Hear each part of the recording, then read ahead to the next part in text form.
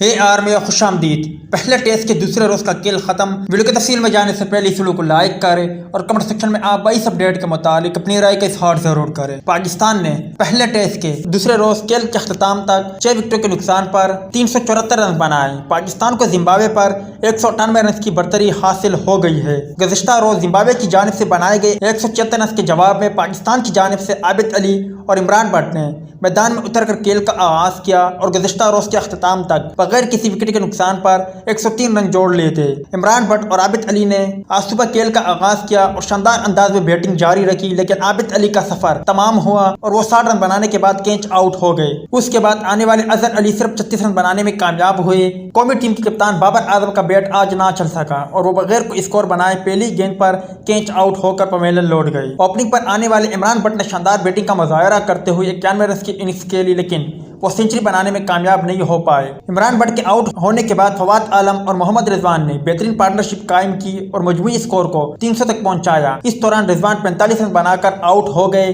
ان کے بعد فہیم اشرف بھی صرف 2 گیندیں کھیل کر پویلین لوٹ گئے۔ جب کھیل ختم ہوا تو فواد عالم 108 اور حسن علی 21 رن بنا کر کریز پر موجود تھے۔